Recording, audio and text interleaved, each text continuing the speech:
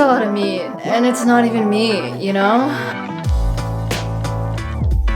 Hello everyone, welcome back to my YouTube channel. I'm joined once again by my lovely gorilla companion, Harambe. And today I'm going to be doing something a little bit different. So if you haven't watched my previous video, it was exploring the question of, did eating meat make us human, and talking about our diet over the course of our evolution. So within the spirit of that, I decided to try something a little bit different for today's video. Today, I'm going to be eating like a Neanderthal for 24 hours. So in order to eat like a Neanderthal, I need to understand what a Neanderthal diet looks like.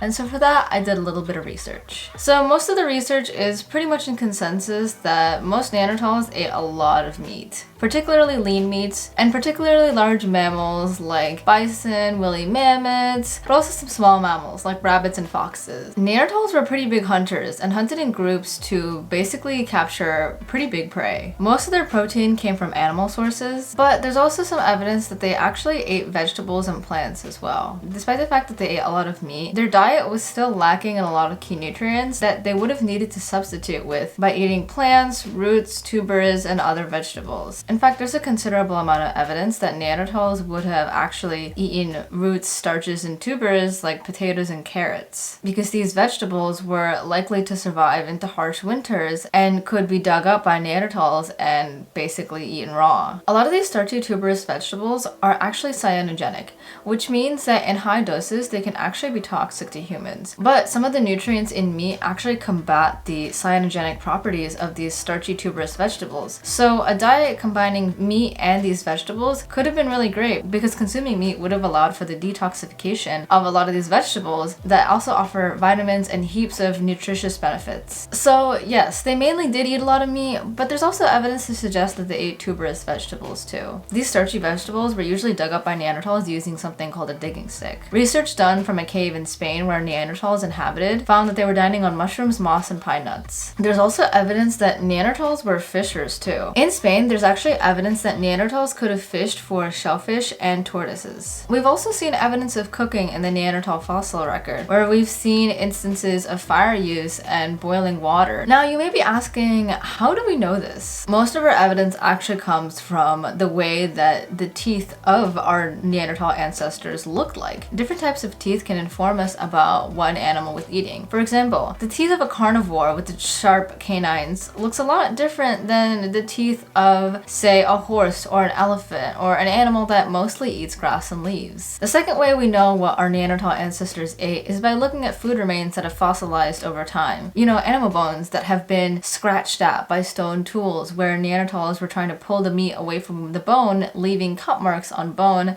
that indicate that they were hunting for prey. And the third way is by looking at their stone tool and material culture. So spears that they were fashioning to hunt, arrowheads that they were sharpening to attach to these spears so that they could launch it at potential prey. In summary, we knew that Neanderthals were mostly carnivorous, but they did occasionally add some vegetables, nuts, and even fish to their diet when it was available to them. Now, you may be asking, Maya, you're a vegetarian. How are you going to basically eat like a Neanderthal for 24 hours? And that's a good question. So I've given this some thought, and here's what I'm gonna do. Obviously, I'm not gonna eat meat for the sake of this video because I'd rather not. I haven't properly had meat in like 13 years at this point, and I'm certainly not going back, so that's gonna be a no for me. But I'm going to keep the spirit of the Neanderthal diet in mind when eating today, which means that most of my calories and nutrition is going to be from protein, and I'm going to kind of try to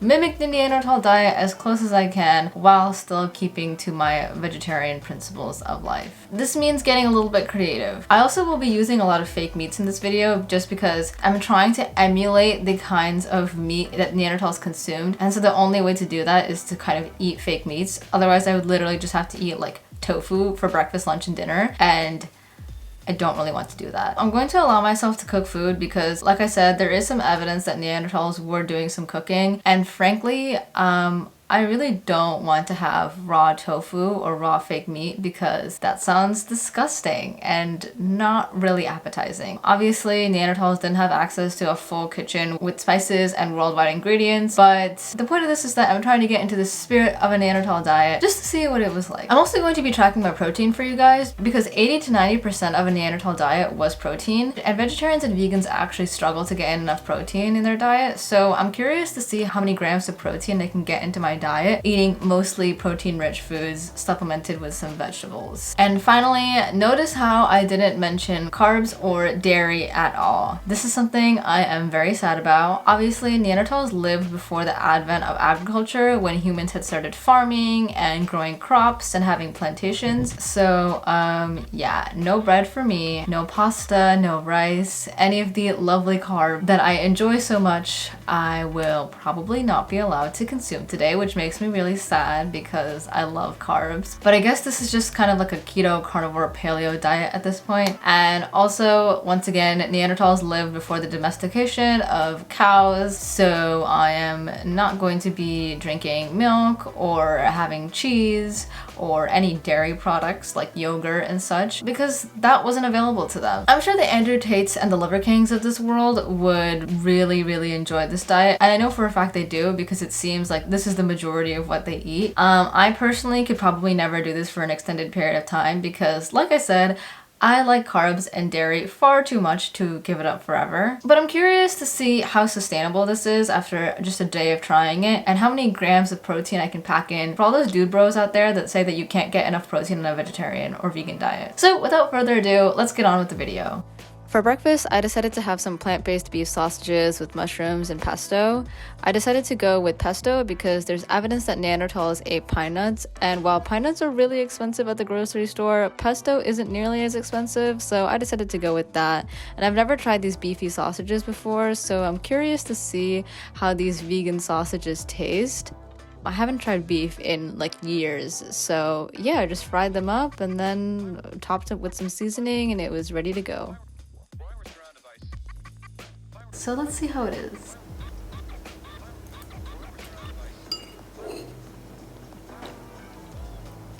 I just hate the taste of the sausage. It's not good. It's making me feel queasy. The mushrooms are good though. So for lunch, I'm making vegan tofu salmon with potatoes. I've seen a lot of these recipes floating around of tofu salmon, but I've never tried it. I've always been curious about it. So I had to make these little gratings on the tofu so that the marinade would sink in and so that it kind of resembles salmon more. And then I made the marinade with some veggie broth, a beet, some apple cider vinegar, some shredded seaweed for that fishy taste, and then some turmeric, and then some miso paste. And then I just blitzed it up in my food processor and drizzled it over the tofu and let the marinade soak in the tofu for around half an hour, and then started making my potatoes, which I just chopped up and drizzled in olive oil and seasonings and then put in the oven.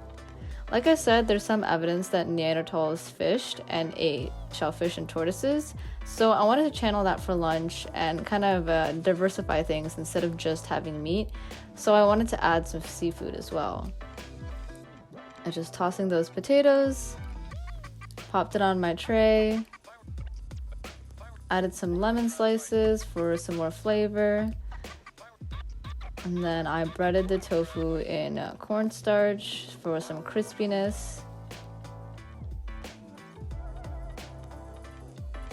Drizzled with the extra marinade and popped it in the oven. Hey guys, so the vegan tofu salmon is finally done and it took so freaking long, but it actually looks really good, so I'm really excited to try this. I have no idea if this is gonna taste like real salmon or not because I don't remember what real salmon tastes like, but these potatoes look really good. I'm glad that I can actually have like some kind of carb. I just feel like I don't have a lot of energy because I haven't really had carbs and I usually have a carb heavy breakfast, so I'm like a little bit sleepy. Potatoes are tuberous vegetables, and there is evidence that Neanderthals ate those, so I'm gonna give this a shot. I'm gonna try the salmon first. I think people like squeeze lime over it first. I don't even know. Can you tell that I don't eat meat.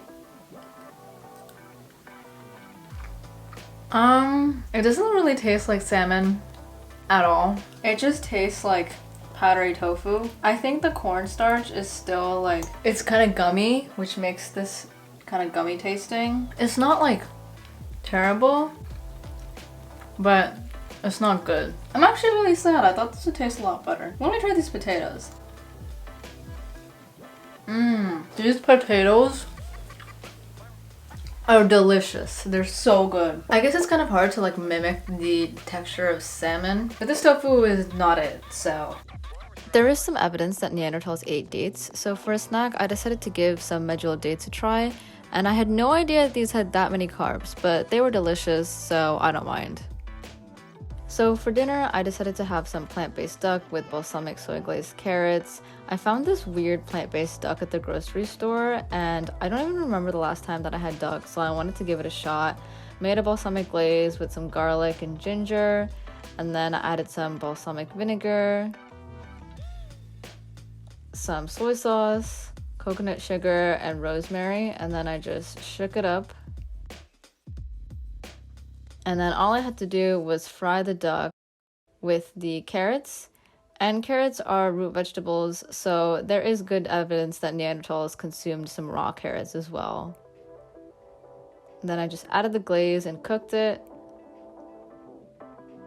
And then I chopped up some walnuts on the side just because I was craving some nuts, and then topped it with the crushed walnuts. It's time to finally eat dinner. There is some evidence that Neanderthals did consume some small prey, like maybe ducks, rabbits, and foxes. My energy has been low, and I have been feeling very just kind of meh. So let's see how this is. Oh, that's actually really good. The glaze that I made is really, really delicious. I'm gonna try the duck now. Are any vegans and vegetarians just like put off by like fake meats? I understand it's cool for people to like have fake meats as an option available to them when they're trying to wean off eating meat because it's like kind of resembling meat. But as a vegetarian for like more than 12 years now, I don't want to eat meat anymore. I don't want to eat things that taste like meat. I don't want to eat things that look like me or resemble me or smell like me. It just makes me really uncomfortable and nauseated. I'm very fine and comfortable with my tofu and lentils and green beans and edamame and other sources of vegetarian proteins. Fake meat is not one of them. This meat does have 20 grams of protein per serving, so let's try this out. Bon appetit!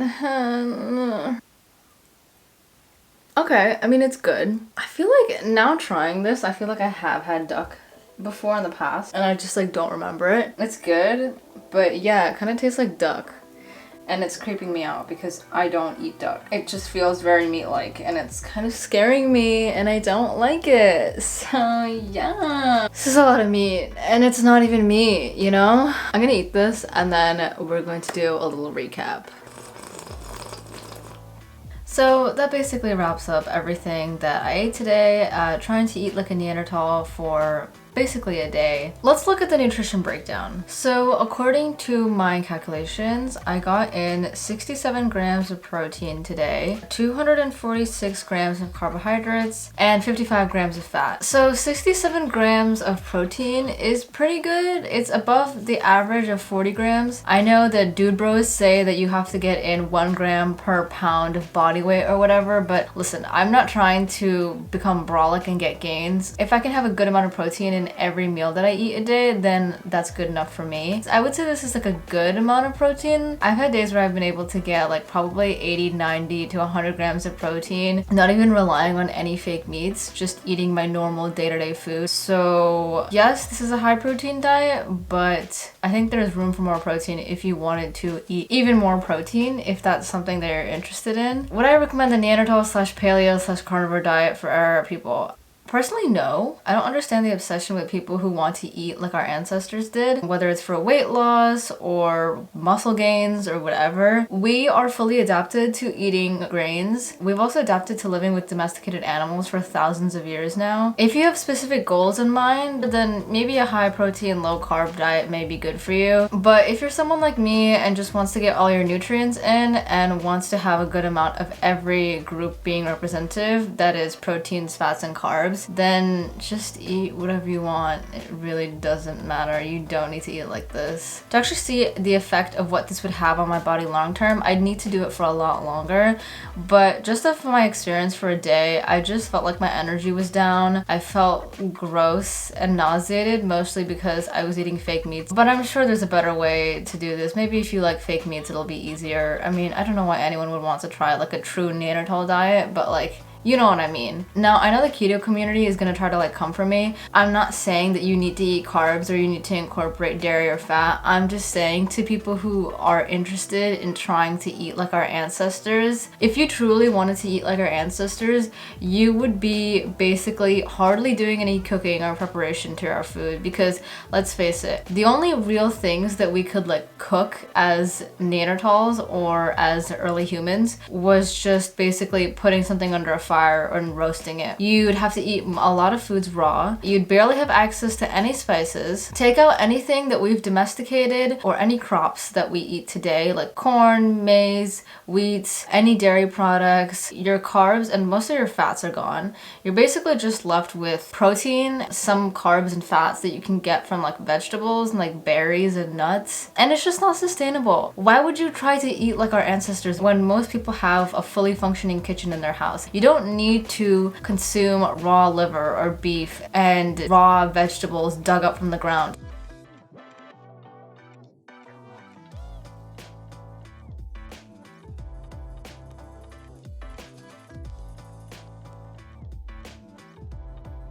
It frustrates me when people like to say that we should just eat like our ancestors did and the modern diet is causing all of these problems. There's some factuality behind this. There's evidence that grains have messed up our teeth. A lot of people, for example, are lactose intolerant and don't take dairy well. But I think this idea of getting rid of food groups because it's not what our ancestors ate is pretty foolish, because what do you mean when you're talking about early humans or our ancestors? Because different types of early humans ate different things. People are forgetting that there are hunter-gatherer forager societies today that eat completely different things. The Inuit of Alaska eat like 80 to 90% meat. The Hadza in Tanzania roast tubers and nuts and seeds and such. So when people say that we need to eat like our ancestors and that there's an issue with the modern diet, it just frustrates me, because early modern humans ate a variety of different foods depending on where they were geographically.